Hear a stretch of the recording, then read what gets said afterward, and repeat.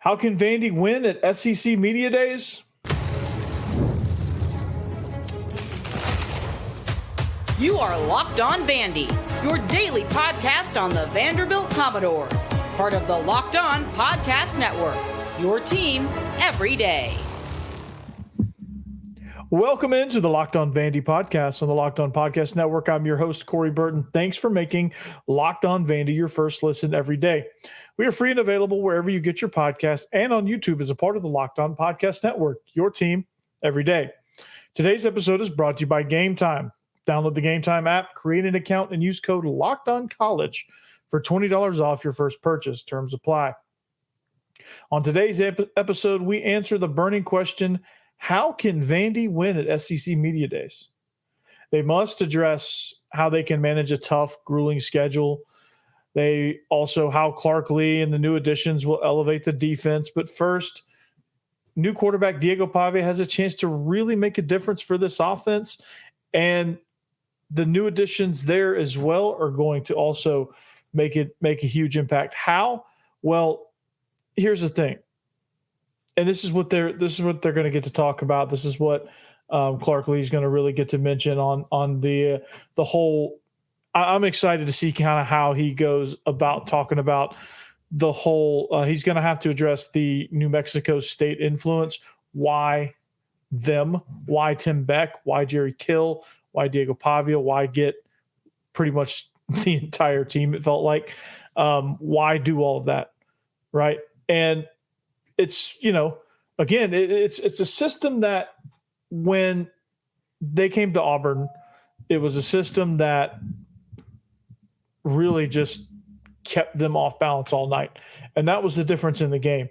They were able to take the game to them and keep it coming, and they were able to dominate. And even though they were overmatched up front, or really across the board, honestly, talent-wise, they were outmatched 11 on 11.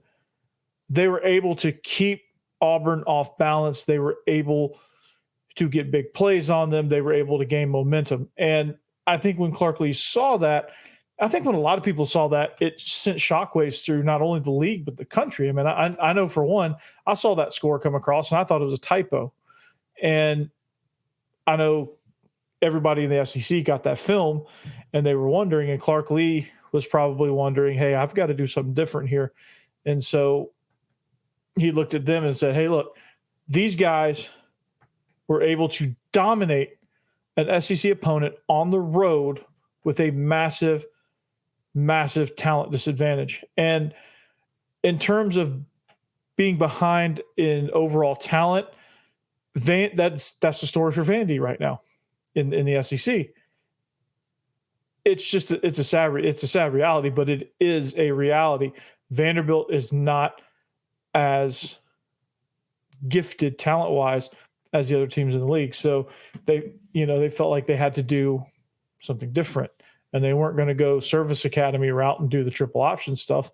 It worked for Georgia Tech years ago in the ACC when they made the switch, but that was the ACC, and so they got a newer version of an offense that uses a lot of misdirection, a lot of motion, a lot of shifts, a lot of RPO, a lot of option, things like that to keep defenses off balance. So it seemed like a perfect fit. Plus, Jerry Kill is the ultimate program builder. I mean, he's everywhere he's been successful. Unfortunately, the medical problems have really kind of held him back because, again, sky was the limit with Jerry Kill, and they were able to bring him on board. So Diego Pavia, they're going to address this too. They're going to address Diego Pavia's impact on the offense. What is he doing to make himself one of the major leaders, even though he's only technically been enrolled since May?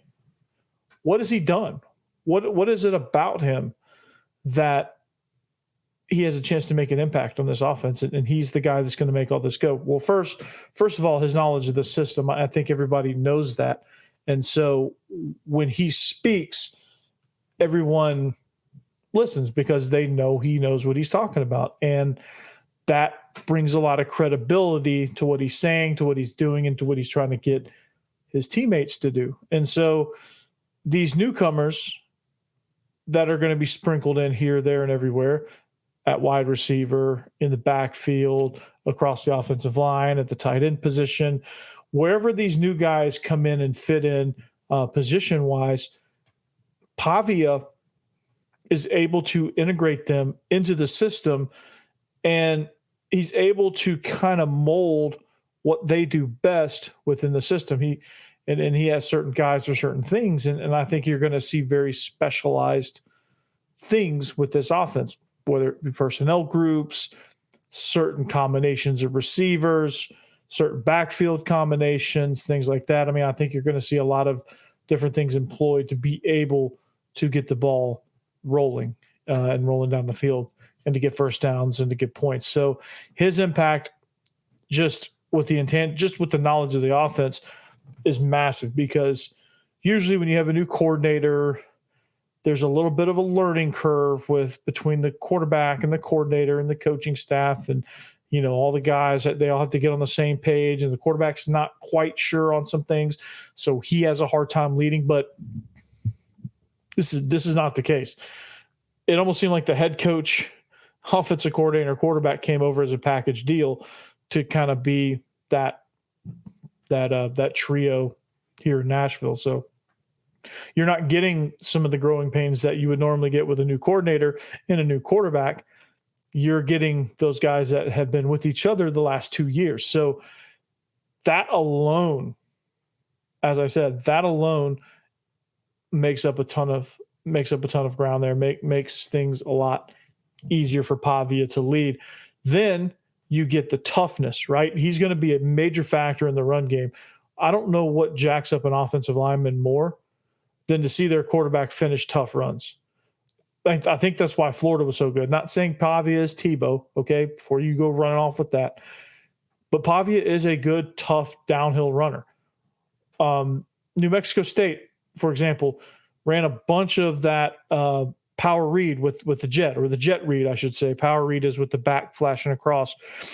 Jet read is with the receiver coming in jet motion, where it's either jet sweep or quarterback power, which for the quarterback, it's the same look. It's just the mesh is coming from a different point. But nonetheless, Pavia is a master of kind of reading that thing out and being able to hold the mesh for as long as possible to freeze that unblocked defensive end for as long as possible in order to give him a two-way go. If he pulls it, he's fine. If he gives it, he's fine, because that guy is frozen. So, and for him to just drill it up in there, tough run, physical run, and get up and act like the aggressor and be more the hammer, not the nail, and be excited about it. Those offensive linemen are going to be, that's going to be music to their ears, man. When he pops up after a run and he's fired up and it's a physical run, let's say it's 3rd and 4, and he picks up 5 on a quarterback power, those offensive linemen, man, they're going to block even harder for him. And it's going to be a beauty, man. It's going to be so fun to watch that. And that's one of the intangibles that he has. The toughness will radiate across the board, and you'll see receivers blocking for each other. You'll see running backs finishing runs, wide receivers on quick screens finishing runs physically, things like that. Like, you see your quarterback doing that. It's only human nature. Okay, well, the most important guy on the field, and that's not to say the other 10 guys aren't equally as important, but let's be real. The quarterback's the most important guy on the field. And if you see him finishing runs, delivering contact, being tough, being excited, being fired up, you're going to do the same. You're going to feel obligated to do the same, or you're not going to be out there. And so that's one of the intangible things that he brings to the table that will help rally everybody to be able to play hard throughout the game. And thus, I think just those things alone will allow Vanderbilt to get into some big plays and some explosive plays, things like that. And then, of course, the coaching that goes along with it. The coaches know, Diego Pavia knows the coaches, knows the scheme. But on the flip side, the coaches also, obviously they created the scheme, so they're experts at that, but they're experts in Diego Pavia's puzzle piece within that scheme, right? They know exactly where to start, where to build, what he's good at, and how they can enhance it. They know that. They don't have to get to know Diego Pavia. They already know. They do have to get to know Nate Johnson more and what he can do, and that's a work in progress. But I think having this 1 year, I think having this buffer in Diego Pavia, however long he's there to contribute, will be worth its weight in gold. But the last thing offensively that I'm really excited about being addressed in media days, and I'm really excited that Gunnar Hansen got the invite, because I want to hear about the offensive line. I want to hear how they're gelling. I want to hear about Coach Klenakis. I want to hear about how they're going to be configured. How is the unknowns? Where's the depth going to come from, right? Where's the quality depth going to come from? Where is, what's going on in the offensive line? Where's Gunnar fit in? Is he still going to be a left tackle? Like, how does these new transfers fit in? Are they gelling as a group? Now, he's probably not going to tell you if they're not, but you can kind of tell the excitement in his voice if they are. Like, read the body language here. But I'm excited to hear about the offensive line, because obviously that was a massive weak point for Vanderbilt, and I felt like they did a really good job of addressing that in the offseason. So, again, it's going to be a lot of fun. But this offense, man, I think it's going to be more advanced than people think, because Diego Pavia is not a brand new quarterback. According to the system, he's a veteran. This is year 3 for him in this system. And when you have a guy like that has good leadership qualities as it is, it's going to be easy for him to lead. And I think he's going to be able to get these guys on the same page a lot faster versus somebody who would be brand new within Tim Beck's scheme. Like, if they had to start Nate Johnson, there'd probably be a little bit more of a learning curve. Now there's not so much of a learning curve, which is a blessing and a curse all in the same. But Clark Lea will be answering all of that. Gunnar Hansen will be answering some of that as well. But Clark Lea also is going to address how he and the newcomers can elevate this defense to a whole nother level in 2024. We'll talk about that next. All right, this episode is brought to you by eBay Motors. Passion, drive, and patience. The formula for winning championships is also what keeps your ride or die alive. eBay Motors has everything you need to maintain your vehicle and level it up to peak performance. Superchargers, roof racks, exhaust kits, LED headlights, and more. Whether you're into speed, power, or style, eBay Motors has you covered. With over 122 million parts for your number one ride or die, you'll always find exactly what you're looking for. And with eBay Guaranteed Fit, your part is guaranteed to fit your ride every time or your money back. Because with eBay Motors, you're burning rubber, not cash. With all the parts you need at the prices you want, it's easy to make your car the MVP and bring home huge wins. So keep your ride or die alive at ebaymotors.com. Eligible items only. Exclusions apply.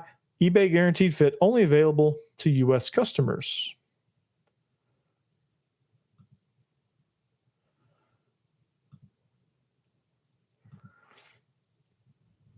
Are you watching ESPN or Fox Sports on your TV all day and you have to turn down the volume with all that shouting? Well, you need to make the switch to Locked On Sports today. It's a free 24/7 sports streaming channel program for you every day to bring you the biggest stories without all the screaming. That's right. Locked On Sports Today brings you can't-miss analysis, opinions, news, streaming 24/7 on YouTube or the free Amazon Fire TV channels app, part of the Locked On Podcast Network. Your team every day. So, we talked about the offense, right? And Clark Lea is going to address that in media days. As you're watching this, you're probably getting amped up for the afternoon session for Vanderbilt's session at media days. They're going with Ole Miss, and it's I think Clark Lea, Vandy has a chance to get a huge win here at SEC media days. I think they have. I think they can answer a lot of burning questions that people have. What is this Vandy team going to look like? How is the new quarterback and the new offensive trio coming in. How are they going to do? And I think I think Diego Pavia has a huge chance to make an impact. How do they manage the schedule? How's the defense going to look since Clark Lea took over? NIL stuff, transfer portal things, and how are the newcomers going to contribute? All of that good stuff. But let's focus on the defense, because two of the guys representing Vanderbilt as players are CJ Taylor and Langston Patterson. And those two guys were as excited as anybody when Clark Lea decided to take back over the defense. And I think it's because, Clark Lea understands versatility, especially with CJ Taylor. He understands that, hey, this guy can affect offenses in a lot of different ways. And so I'm going to use him. And then with Langston Patterson, he knows he has a field general at the linebacking position, and him and Prince Colley as a duo will help this defensive front really stay together, be gap sound, know their assignments, and really just get after the ball and get after the quarterback. So that right there is something that everybody's excited for. And Clark Lea taking over gives them an identity, right? And that was the main goal, because that's what's going to be asked. Why did you take over the defense? Well, we didn't have an identity. We were getting pushed around and just felt like we needed a spark. And Clark Lea is that spark, because Clark Lea, the reason he's at Vanderbilt right now as the head coach is because he was a great defensive coordinator for Notre Dame. And in 2019, he had an outstanding season. And if you go back and watch that film, it's very aggressive. There's a lot of really unique blitzes, especially third down packages are really good. And I think it's well coached. Fundamentals are great. It seemed like guys were in the right positions all the time, even though in the sport of football, sometimes you can be in the right position and still not make the play. That happens. But the coach's responsibility is teaching fundamentals so that they have a chance to make the play and to be in the right place at the right time, which was accomplished at Notre Dame way more times than not. But I think it's, you're going to have a chance to get that here. And that's what he brings to the table.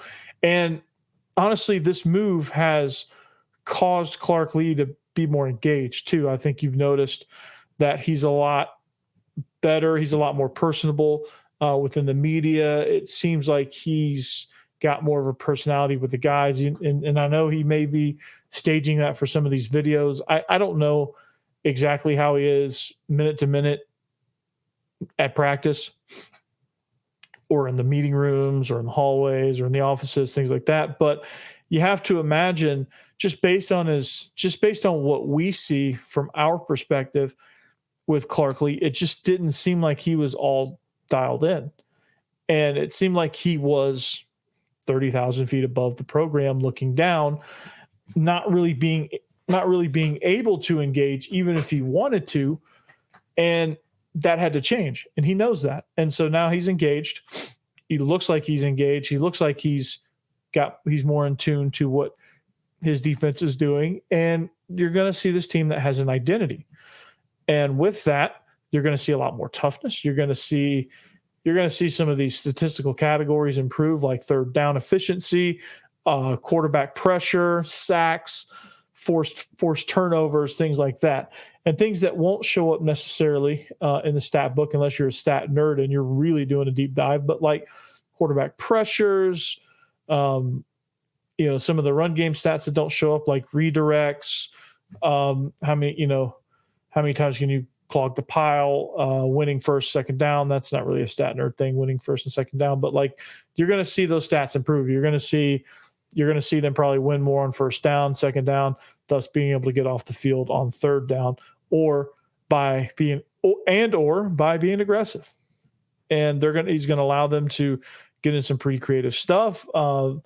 And just him being there will give a lot of people a lot of confidence. And I think that's why CJ Taylor and Langston Patterson ultimately decided not to put their name in the transfer portal, because I think they were thinking about it.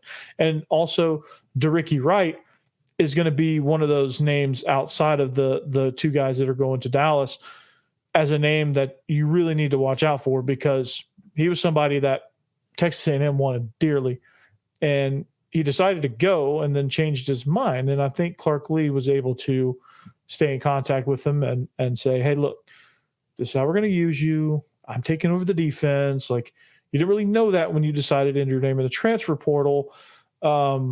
We still want you. We can still use you in a variety of different ways between you and CJ, Fontenette, Dante Carter. I think we've got a group of 4 safeties that are outstanding. And Dericky Wright said, yeah, sounds good to me. I'm coming on back. Sorry, Texas A&M, but I'm going back. So that, that's something that was very impactful there. And just his knowledge of the game is something that can't be overlooked. Now, the newcomers, how are they going to elevate? Well, they're going to add quality depth to a lot of key positions, like Corday Sidnor and Zaylen Wood on the defensive line. You have 2 starting cornerbacks probably in Mark Davis and I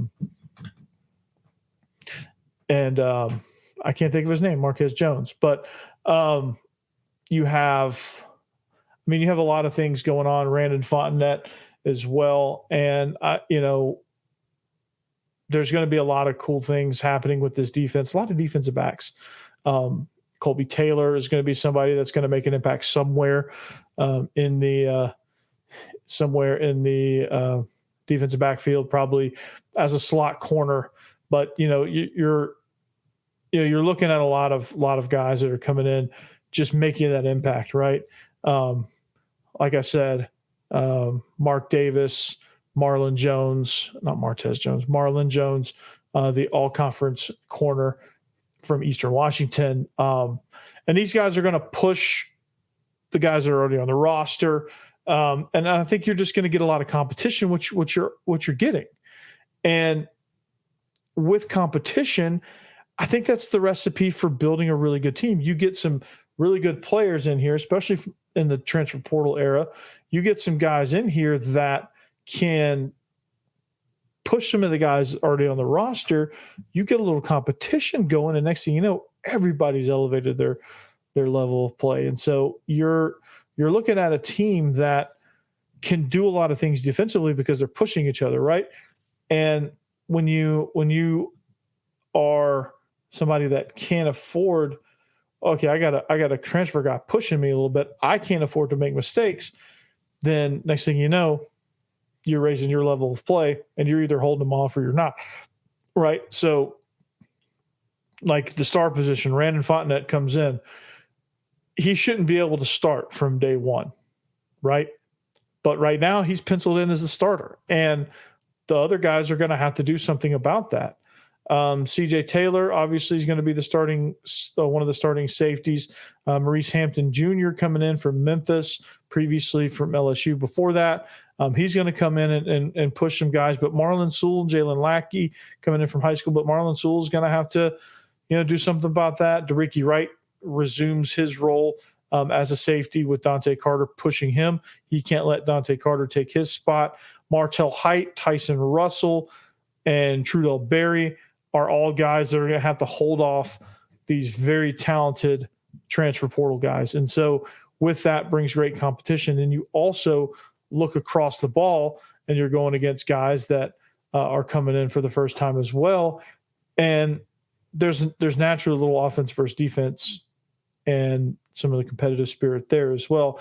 And that can only, if you manage it well, that's an amazing thing that can happen to your program, because now you got guys competing. Now you got guys pushing each other.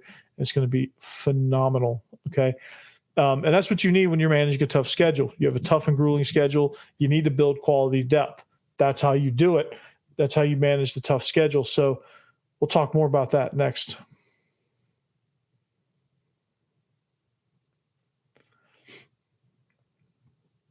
All right, welcome back. Third and final segment. Thank you to the Everydayers for making all of this possible. Thank you for making Locked On Vandy your first listen. If you like what you hear, come on back.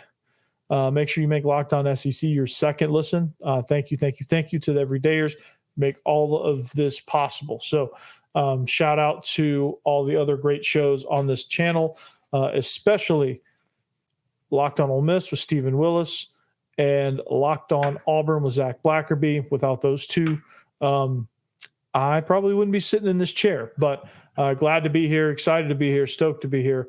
But we're looking at SEC Media Days, and they're happening probably as you're listening, unless you're listening to this early in the morning beforehand, which it's happening. It's here. How can Vandy win it? Well, they talk about their impact on offense. Jerry Kill, Tim Beck, Diego Pavia. How can they leave their impression on the offense? Their expertise will help distribute and move the ball. Defensively, Clark Lea and the influx of transfer portal guys can really make their mark on the defense and push some of the guys that have already been on campus before this. And you're going to have yourself some great competition, and you're going to have some guys that are flying around the football. But all of this, but you have a tough schedule. And if you look at Vandy's schedule, it is a tough schedule. You open up with Virginia Tech, which is a very difficult game. But if you play well enough, if everything is together, you can certainly win it. But it is a tough game. Then you have your first conference game is a road game versus Missouri. Then you're back home against Alabama, then Kentucky. Then you get a reprieve with Ball State. Then you answer that with after that you have Texas. You have Auburn, South Carolina, LSU, and Tennessee. And so you've got a really tough road ahead. So how do you manage that? Because it's going to be tough. It's going to be grueling. There's a lot of physical teams on this schedule, a lot of very super talented teams. Like Texas was a playoff team last year. Alabama was a playoff team last year. LSU was right on the heels. They lost a lot, but they're still LSU. Tennessee could have been. They had some tough luck throughout the season, some injuries, some things not go their way, but they're always super talented. Kentucky is always plays you tough. They have some questions. South Carolina owns a 15-game win streak against Vanderbilt. That should speak for itself. And then you have Auburn. And so to get through the schedule, okay, what Clark Lea is going to have to reassure everybody. And people are going to be looking at this and going, should I take the 2.5? I think you should absolutely take the 2.5, by the way. But, one of the things he's going to point to with this, and I think it's going to go into managing this tough and grueling season, is strength and conditioning and how he overhauled that. I think that's one of the moves he had that I don't think a lot of people realize just how important that is, because you think strength and conditioning, it's, like dime a dozen at that level. Everybody's kind of doing similar things with nutrition and hydration and, different techniques and different things. But yeah, they're all doing very similar things, right? And that's good. And that's good that Vanderbilt is involved in that. And they've been involved in that. But, I think they have a guy that's a good fit. But I think that the most important element to this, and an element that not everybody has, Scott Sinclair has it at Georgia, Scott Cochran had it when he was at Alabama. You get these guys that, that had it at their respective universities. I mean, when Georgia Southern was good recently, not like when they were good under Paul Johnson, but I'm sure they had a great strength guy then. But like Coach Steiner coming from Georgia Southern, they played tough. They played physical. They had really, really good, tight-knit, strong teams that didn't wilt in the fourth quarter. And I think that's what Coach Steiner is going to bring to the table in strength and conditioning. That's how you manage this. Recovery, right? You have to have an elite recovery plan. So I'm sure you're going to hear about that. Physical toughness, preparing your body for a grueling schedule. And the SEC is not like any other conference. In Texas and Oklahoma are going to figure this out. They're going to figure out why everyone's like SEC, when all along they've been like, yeah, we're just as good. But they haven't been through that kind of grind. And that's no shot at the Big 12. The Big 12 is a good conference, but it is not the SEC. And the SEC is built in the trenches. And so to manage all of that, you have to build depth. You have to build strength. You have to build guys that can last, guys that can endure, okay? Camaraderie. You have to build that through competition, knowing the guy to my left and the guy to my right is going to work his you-know-what off for me, and I've got to do the same for him. And so having that sense of community is phenomenal. So you're going to hear the word culture. How does Coach Steiner build the culture? How does he affect the culture? And I know that's a buzzword. I know you're probably cringing right now, but culture's a thing. How do you build it? How do you compete? How do you build a competitive yet loving and nurturing environment all at the same time? How do you build that? How do you manage that? Okay, a lot of that comes from the strength coach, right? Because these guys have got to respect and love one another just as much as they're going to go out and fight with each other. That's called brotherhood, okay? That's called brotherhood. You want to scratch, gouge, beat, whatever your brother, but you'll fight for him just as hard, if not harder. So that's what strength and conditioning brings to the table. That's why you have a good program. That's why it's important to make a good hire at that position. It just wasn't working prior to that. Clark Lea makes a change. He's going to address that. How's that affect the overall culture? How does that make them compete better? How do they last longer in games? How do they stay strong throughout the course of a game? Because it's going to be grueling.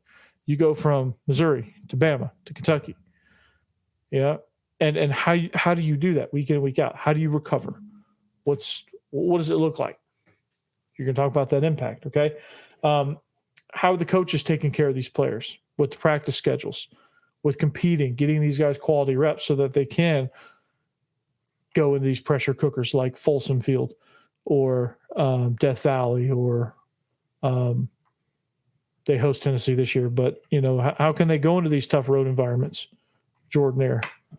Well, these New Mexico State guys know how to win at Jordan-Hare, so I'm not as worried about that. But that's what I'm excited. And I think if they can address all of that with confidence, you're going to see people go, okay, all right, Vanderbilt might be for real. And the last thing is Clark Lea, if he wants to show that he's changed, he's got to come out a little more with some more oomph to him. Because, I know his personality is not a robot, but he comes off like that in press conferences and on the sideline. I think he's going to have to tap into being a human behind the podium and really come at it with some conviction to really kind of lock in okay, Vanderbilt's different, right? Otherwise, people are going to walk away from SEC Media Days not really buying it. Oh, they made some changes, but I'm not really buying it, right? So you have a chance to win it if you come out of the gates hot. You address all of those things emphatically, and good to go. But that's where we're going to leave you. Hopefully you enjoy SEC Media Days. We'll have more reaction to that as we go, but looking forward to it. And we will see you back here tomorrow with a wrap-up of SEC Media Days. Behave yourself and anchor down.